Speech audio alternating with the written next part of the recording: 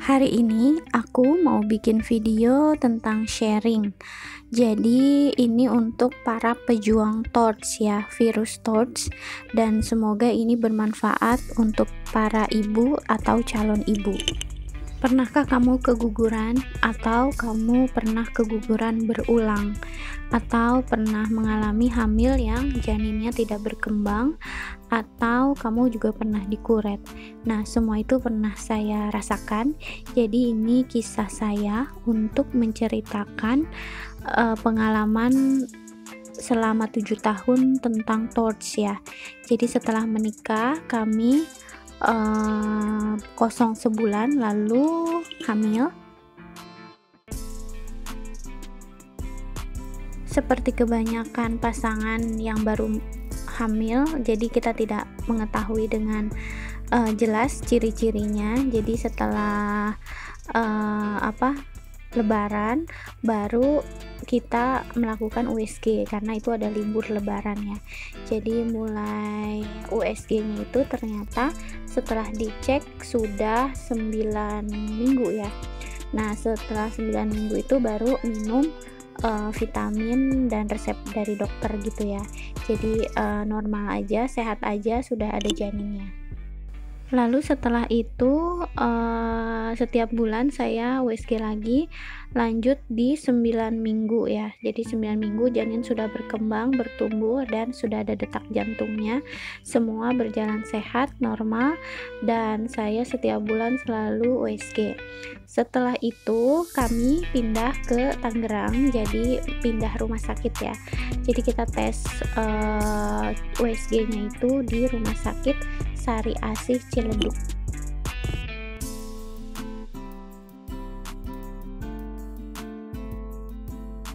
Jadi setelah beberapa kali di Sari Asih Ciledug, ternyata kami kurang cocok sama dokternya, lalu kita ganti dokter lagi. Setelah ketemu dokter Rosa, ibu-ibu perempuan gini, dan beliau sangat terlihat kompeten ya. Dia menemukan di saat kami hamil 5 bulan ini, ternyata katanya ada sebuah cairan dan pembesaran di kepala. Maka dia merujuk kami untuk USG fetal maternal yang lebih lengkap, yang lebih jelas di rumah sakit di RSCM. Di situ kita di klinik anggrek udah dapat rujukan untuk USG fetal maternal. Nah, di sini saya dikasih banyak sekali kopian dari hasil USG-nya ya. Datang ke sana jam 7 pagi ke RSCM, sudah banyak banget mengantri orang. Lalu jam 8 kemudian saya baru dipanggil, dan ini hasilnya. Di kepala itu diasumsikan kena hipoplasia cerebrum. Jadi ada hidrosefalus di kepala anak saya. Ini semua USG dari fetal maternalnya RSCM ya. Zaman itu 2014 ya, harganya 200.000. Tapi kalau sekarang saya nggak tahu, bisa 1 juta mungkin. Dan ini detak jantungnya saat itu masih bagus, masih sehat, cuman ada kerusakan di beberapa organ. Jadi walaupun dia tumbuh, dia tidak sehat gitu. Jadi kemungkinan tidak bertahannya lebih besar. Setelah dari RSCM, besoknya kami ke Obgyn Dokter Rosa lagi untuk dijelaskan hasil ini semua. Nah, betapa sedihnya kami, ternyata katanya hamilnya lebih baik tidak dilanjutkan, karena walaupun dia nanti tumbuh, dia akan terus membesar kepalanya dan membahayakan si ibu. Karena cairannya di sini kelihatan tuh ada tulisannya cairan di kepala, dan kepalanya semakin membesar, jadi nanti malah kena sesar. Jadinya dokter menyarankan kalau disudahi saja atau difikirkan kembali. Nah, ini kesimpulannya, janin normal, janin dengan hidrosefali dan hipoplasia cerebellum. Jadi rasanya bagaikan kesambar petir ya, anak yang sama ini sehat, lalu dinyatakan sakit dan harus dihentikan kehamilannya. Setelah kami berpikir seminggu, lalu kami ganti dokter dan cari option lain di rumah sakit lain. Lalu kami bertemu dengan dokter di Rumah Sakit Harapan Mulia. Ternyata di situ pas USG janin kami sudah tidak berdetak, jadi sudah meninggal ya. Jadi itu namanya IUFD.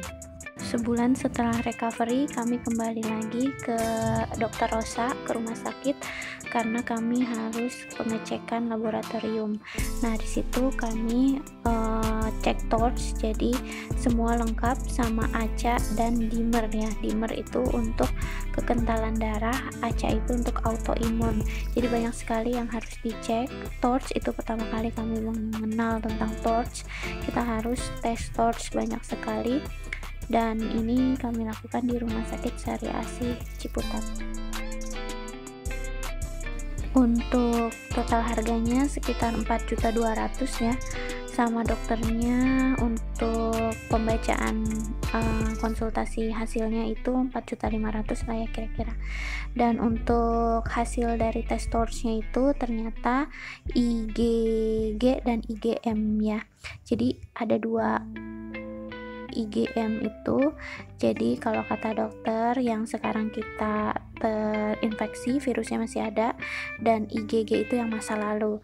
Nah, saya ini yang IgM-nya itu negatif semua, jadi IgG-nya aja yang positif, jadi masih ada virus di masa lalu.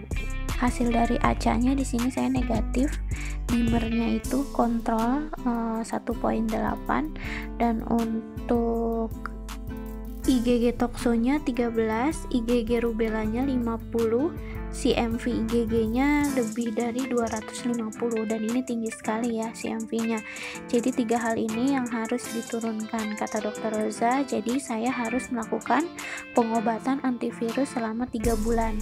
Jadi katanya ini adalah penyebab janinnya banyak terinfeksi oleh virus ya, jadi banyak kerusakan organ. Nah, setelah itu baru dikasih resep antivirus. Untuk antivirusnya saya dikasih 3 nama obat, yaitu spiramycin, aciclovir, dan isoprinosin. Jadi ini diminumnya itu ada tanggalnya, diajarin tanggal-tanggalnya. Lalu saya 3 bulan minum ini dan merasa pikir saya setelah 3 bulan ini saya sudah sehat ya, jadi siap hamil kembali. Lalu setelah setahun kemudian saya hamil lagi, tapi ternyata pendarahan, lalu dikuret di klinik di dekat perumahan ya. Jadi itu hamil kedua dikuret lagi. Lalu untuk kehamilan yang selanjutnya, hamil ketiga, saya di 2017. Di situ saya pindah rumah sakit lagi, Usada Insani di Tangerang. Di sini baru beberapa minggu ya, kecil 4 minggu, dan kalau misalkan kelihatan di sini sudah ada janinnya.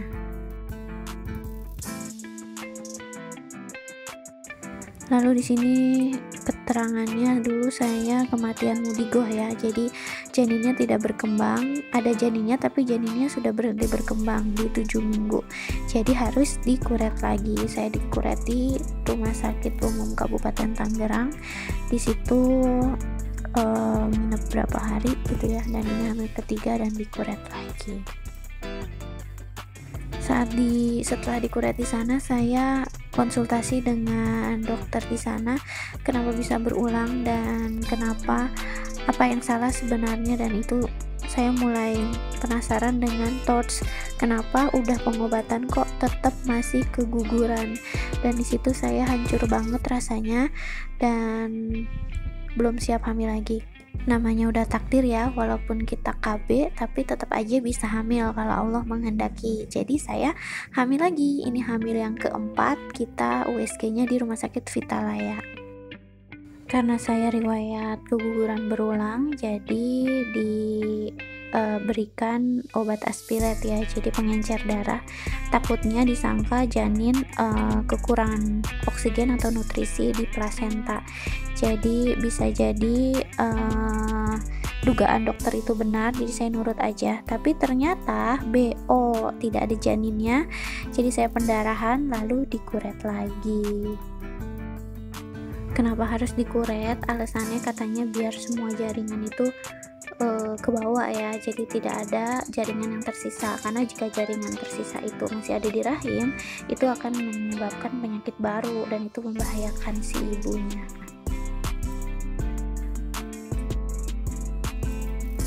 Yang keempat ini dikuretnya di rumah sakit RSUD Kota Tangerang ya.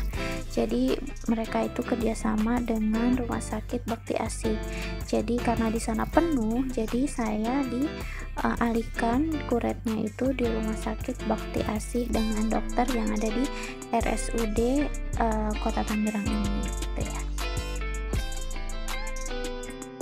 Lalu untuk hamil yang kelima di 2018 itu termasuk dalam abortus spontan.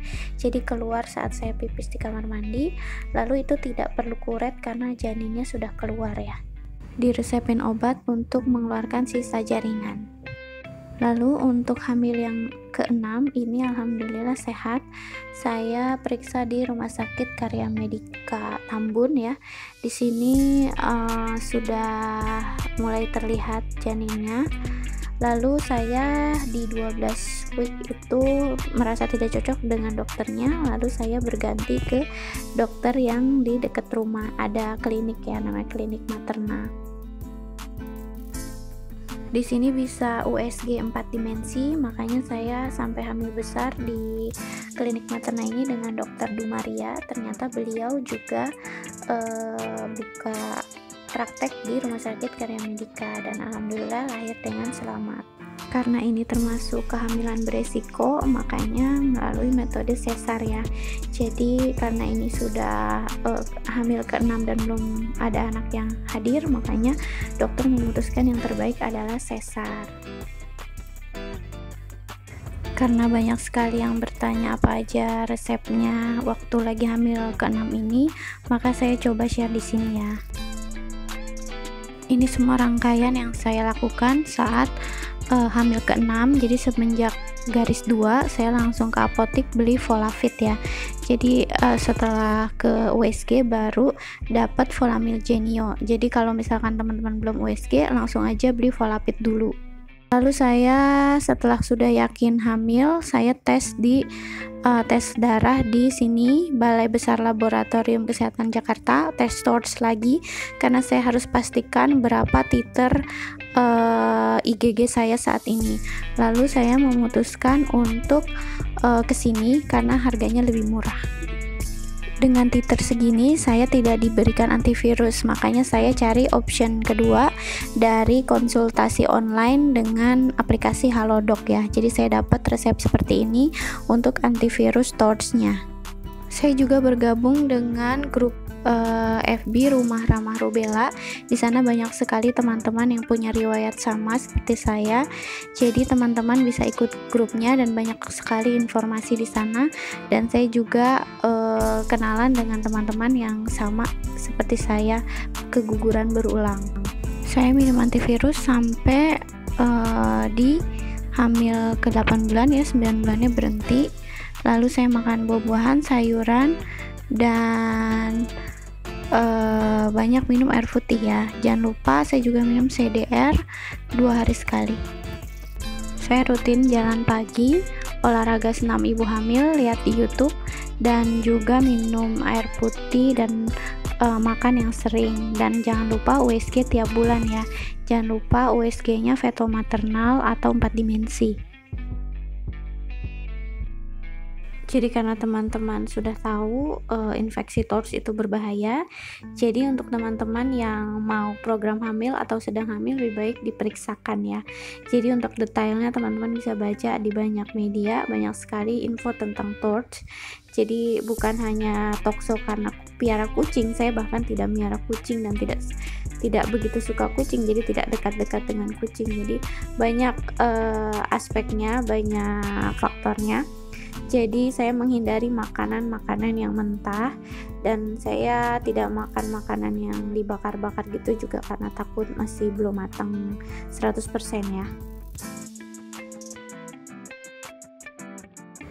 Jadi kalau teman-teman sudah cek darah untuk tes TORCH, jadi udah tahu IgG dan IgM-nya berapa, bisa konsultasi ke dokter obgyn masing-masing.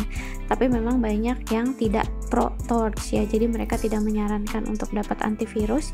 Tapi setelah bergabung di grup rubella, saya banyak mendapat testimoni teman-teman yang minum antivirus itu rata-rata sehat lahirnya. Jadi saya coba dan berhasil, alhamdulillah. Dan untuk teman-teman, semoga video ini bermanfaat tentang TORCH ya. Jadi penularannya bisa dipelajari. Dia bisa dari sayuran yang dipipisi oleh binatang lalu kita makan, dan kita makan makanan yang mentah itu. Jadi mulai sekarang kalau bisa stop makanan yang lalap-lalapan seperti itu, karena menjaga supaya menghindari TORCH itu ya. Jadi teman-teman yang sedang berjuang untuk hamil dan sedang menghadapi virus TORCH ini, memang tidak sebentar waktunya dan tidak gampang menemukan teka-teki ini, tapi percayalah bahwa dengan usaha yang maksimal dan ditemani dengan teman-teman di grup rubella itu, menurut saya kita tidak merasa sendirian dan tetap semangat untuk menjalani ujian ini. Jadi tetap semangat untuk teman-teman, dan semoga kita semua memiliki anak yang sehat ya.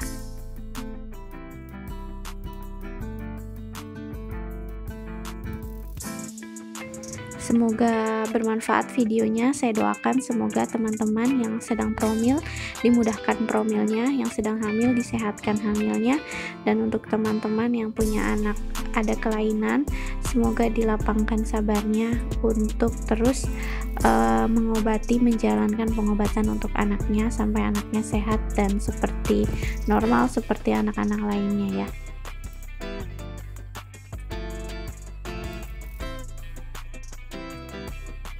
Sekian dulu video tentang sharing hari ini tentang pejuang TORCH, dan kita akan bertemu di sharing-sharing berikutnya ya.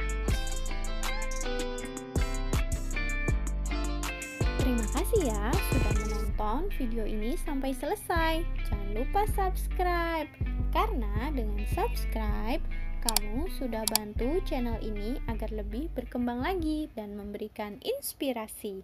Wassalamualaikum.